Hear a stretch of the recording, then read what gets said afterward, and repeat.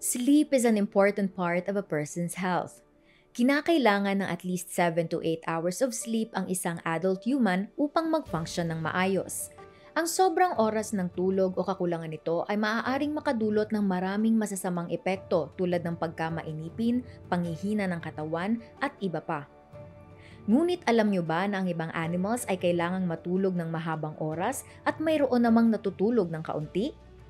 Ang mga hayop tulad ng koalas ay natutulog ng mahigit 20 hours per day. Ito ay dahil sa pag-preserve ng kanilang energy gawa ng kanilang eucalyptus-based diet na walang masyadong calories. Gayun din ang mga sloths. Upang makareserve ng energy, kinakailangan nilang matulog ng halos 20 hours. Bagaman sila ay slow-moving creatures, nagiging maliksi sila kapag may danger tulad ng predators. Ang mga pusa ay natutulog ng halos 15 hours per day. Ang mga cats ay natural predators at ang hinuhuli nila ay maliliksi kaya kailangan nila ng pouncing ability upang mahuli ang kanilang prey. Dahil sa kanilang activities tulad nito, kinakailangang magpahinga ng mga pusa.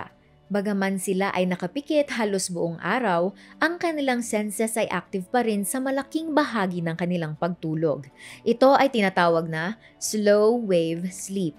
Ang hearing at smelling abilities ay aktibo pa rin para makareact agad sa tuwing may prey at kung may danger. Ang stage na ito ay nagtatagal lamang ng halos 15 to 30 minutes. Sa labas nito, ang mga pusa ay nasa stage ng malalim na pagtulog kung kailan sila ay madalas nananaginip. Ang katangiang ito ay higit na beneficial sa mga wildcats, ngunit ito ay namana ng mga common house cats, kaya halos tulog si Muning buong araw. Kung amazed kayo sa sleeping animals na ito, nakaka-amaze din ang mga animals na maigsi ang tulog. Ang mga migratory birds tulad ng alpine swifts ay nagmamigrate mula Switzerland hanggang West Africa for 6 months without stopping, kaya gising sila ng 6 na buwan. Ang mga dolphins ay naka-half sleep mode kapag tulog. Ang isang mata nila ay nakapikit habang ang isa ay dilat dahil ang isang side ng kanilang utak ay active. Laging handa ang mga dolphins in case na may predators. Ang mga giraffes, dahil sa kanilang mahabang leeg ay kinakailangang maglaan ng oras sa pagbangon kaya maigsi lang din ang kanilang tulog. Natutulog sila in herds o grupo at nagpapalitan sa pagbabantay. Ang mga elepante ay kailangang maglaan ng mahabang panahon sa pagkain na umaabot ng halos 18 hours per day dahil sa laki ng kanilang katawan, kaya natutulog lamang sila ng 3 hanggang 4 na oras.